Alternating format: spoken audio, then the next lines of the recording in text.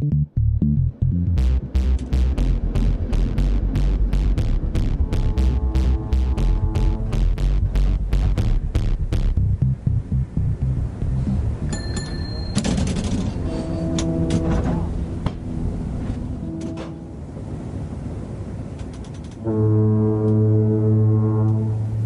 you for listening to When Everything Cracks, a memoir of old San Francisco and the mental health system of yore.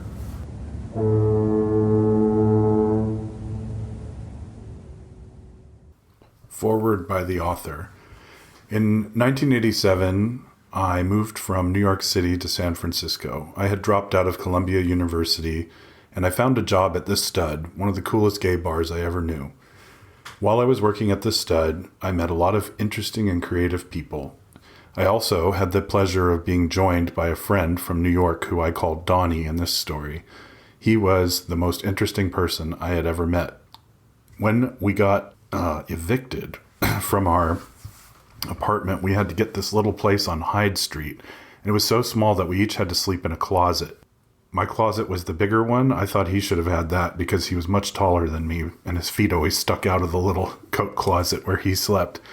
Anyway, this isn't exactly a foreword. This is an audio foreword, so you can tell that by the informal pauses and the ums and ahs that I'm really just telling you my story. Anyway, what happened was that the Stud decided to move from Folsom Street, where it had been since the 60s, to Harrison Street, where it was for many, many years later. But during that time, I lost my job, and I had no money. I had rent to pay. I had no food, and Donnie wasn't able to find work, so we were just kind of in a pickle. It was very different from like retirement or something. There was no savings. There was nothing. So with all that stress, I cracked, and that's what the title of this book is about. It's about when everything cracks, meaning my ability to just be who I am and continue to think properly and think in an order that makes sense. Just it went away. I lost it. So you'll see the beginnings of that in chapter 1, which I'm about to read now. I plan to introduce each chapter in this way with this informal talk before I begin reading. So you'll notice the difference in my voice, but I think you'll enjoy it. All right, so here's book 1, 5150, and it's chapter 1, Duncan MacLeod. I hear the alarm ringing, but I don't get up. If I wait one whole minute, it will stop ringing and I can stay here. There's a place called home and I'm still looking for it. It's in my dreams and the alarm is taking it away. I don't want to give up looking, nor do I want to go looking for work. I have a great job in the dream. The alarm can't take that away from me. All this week, I felt like there were tiny earthquakes in my bed. Just before I fall asleep, I feel the room shaking. Donnie says it's just my heart beating. We live in a tiny apartment in the Tenderloin. We each take a walk-in closet as our room. Donnie is over 6 feet, so his feet stick out of the closet when he sleeps. Donnie looks like a gargoyle on the ledge of a Gothic church. I love Donnie. He's the most important person in my life. I wouldn't know what to wear, what to smoke, what drugs to do, none of it if I didn't know Donnie. When we smoke pot, we always get the giggles. I have a recording of us on pot. All we do is laugh.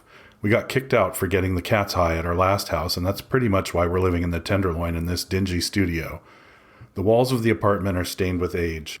The landlord could not blot out the grease and cigarette smoke with mere paint.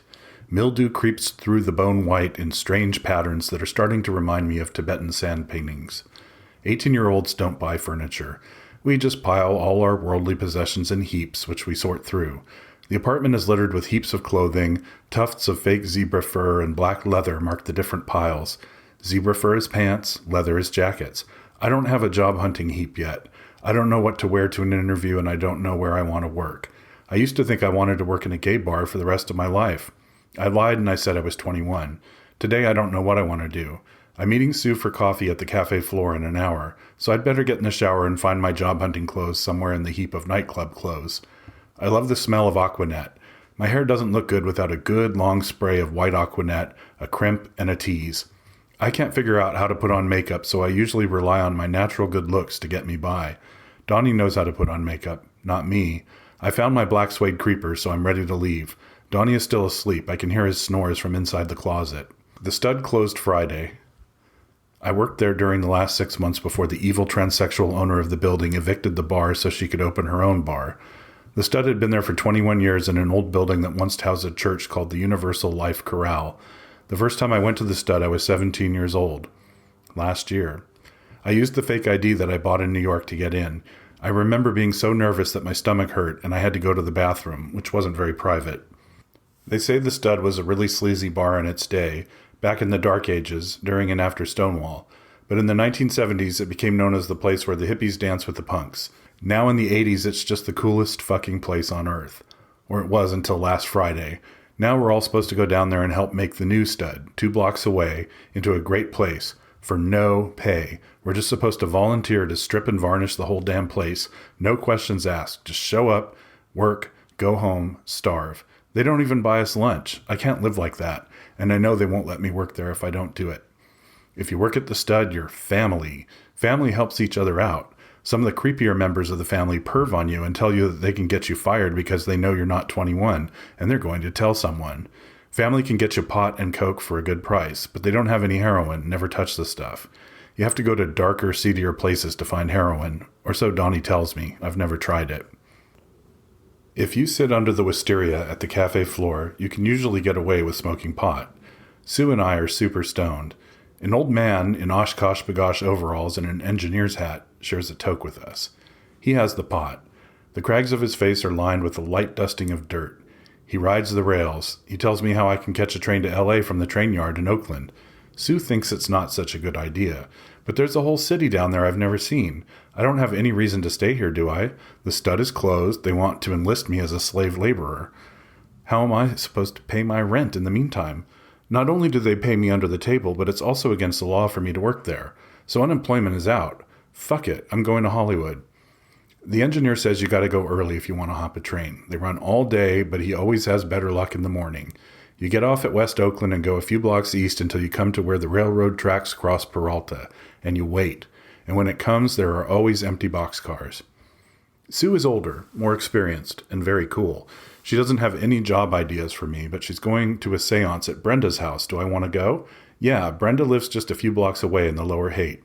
It used to be an all-black neighborhood, but recently some punks moved in and it's starting to change. Brenda lives in a pink stucco apartment building with aluminum windows, the only modern building on the block. Sue giggles as we enter Brenda's house. Brenda is sprawled out on the peach-colored sofa watching the Prince special on MTV. Brenda is a beautiful buxom blonde from West by God, Virginia, who shrieks when we walk in. Susie, where did you find the fop? He's just a little Lord Fauntleroy of Dickensian foppery on a wheeled stick. This is Duncan, new inductee to your coven. Sue giggles as she says coven. Duncan, oh, we're glad to have you. I'm hoping we can get to the bottom of my linoleum mystery. I'm feeling bashful in spite of the fact that I immediately like Brenda. I've never met anyone as smart as Brenda before. She looks at me and asks Sue, where did you find him? Sue just snickers and says, the stud. Brenda grows earnest. Sue, you find so many valuable things at the stud. It's just a treasure trove of gay fabulousness. It turns out that the purpose of the seance is to discover why the bubble in Brenda's kitchen linoleum won't go away. Apparently she's tried everything from nails to hot glue guns, and it just keeps coming up, a sure sign of a haint. Brenda leaves me in the living room while she half flies, half walks into the bedroom and starts setting up for the seance. Kim follows her in to whisper secret stuff about me. While waiting, I flip through an Aleister Crowley book on Brenda's coffee table called 777. The stuff in there doesn't make any sense at all to me, but it's definitely affecting my mind. The words are coming at me like little men with arrows attacking me. I'm not that stoned. This book is freaky shit. I'm starting to think that maybe it's casting a spell on me, so when I hear Brenda crow like a loon, I gladly put 777 down and run into the bedroom. The seance starts. We turn off the overhead, light the candles, and put the tape recorder on. This reminds me of being 8 years old and talking to Isis on the Ouija board.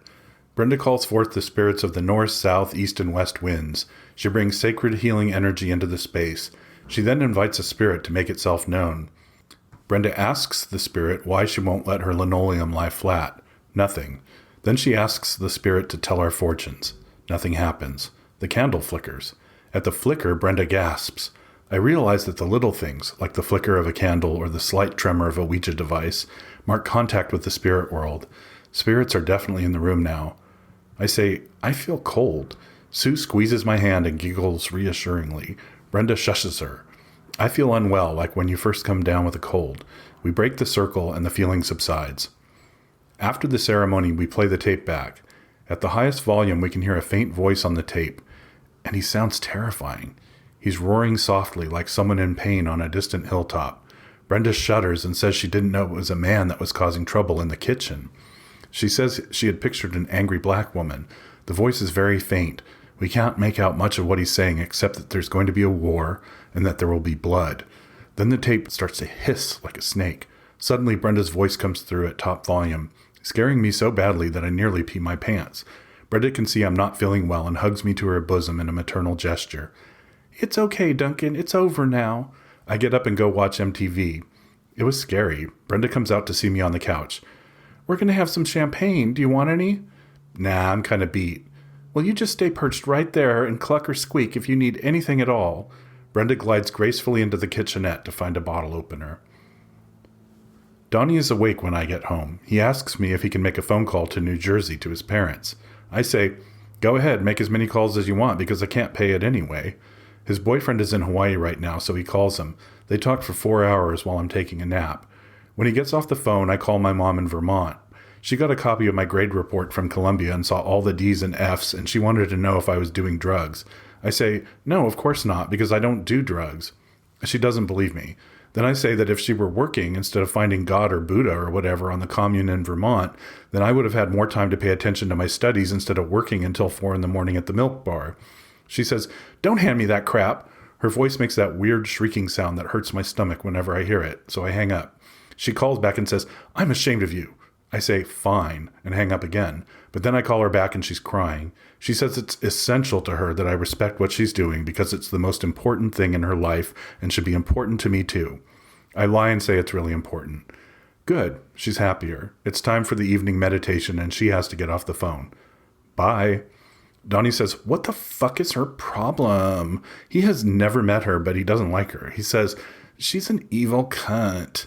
I get mad and say, "No, she's not." Then he gets out what's left of our little baggie of pot and packs the pipe. We smoke it down to the resin hits. I start to feel that earthquake feeling again, and now I'm not even asleep. Maybe I should lay off the pot after this. I get out a piece of paper and start drawing big, squiggly drawings. The pen never leaves the paper. I just make all the lines run into each other. I draw Donnie and the spider and his ring and the Empire State Building with drugs coming out of the top of it like a needle. I'm bored in San Francisco. I want to go back to New York. Then I remember the guy from Cafe Flore. He was so cool. So I say to Donnie that we should go to L.A. Donnie proclaims, "There's no way we can afford it." I tell him we can hop a train in Oakland. It's really easy, and the guy told me how. Donnie wants to go to L.A., and hopping a freight train sounds cool, but he doesn't think it'll work. "Oh my fucking God, yes it will," I scream. Donnie looks at me like I'm crazy and shrugs. I say, "Let's go tomorrow." Then the giggles hit us bad, and we eat all the bread because we don't have anything else. The resin gives me a headache. I don't have much money except my final pay from the stud, which I'm supposed to get tomorrow morning. That should be enough for a couple of weeks in LA, and we can worry about stuff when we get back. Let's just go and have fun. It's starting to sound so good now, so we're psyched. It's dark out, and I want to go to the underground and dance, but we'll have to scam our way in because I'm flat broke and Donnie hasn't worked since he moved to San Francisco. Let's do it. We put in an extra helping of Aquanet, heat up the crimper, and the house fills with the bitter scent of sizzling hair. Donnie has some kohl eyeshadow that I want really badly. He puts some on me and says I have to learn how to do my own makeup. While he's putting it on, I try not to look into his eyes because it's embarrassing. The way he puts on my makeup feels good, like I'm being pampered. I love the feeling of his fingers on my skin. Maybe I love him. But he looks like a gargoyle and I want someone who looks like a jock. Then why am I wearing all this makeup and dressing like a skulldagger? It doesn't work, does it? Oh well, at least I'm cool. Donnie calls Lola, and she says she can help us scam our way in. He hangs up the phone and looks at me with a hunger in his eyes that I recognize all too well. It's dope fiend hunger. What? I try to act all innocent. She was fucked up. How can you tell? You just know. Donnie wants some. Well, I have $30 stashed somewhere, and what the hell? I mean, I'm broke when it comes to food, but suddenly I have money for drugs. It's weird. And heroin? I'm afraid.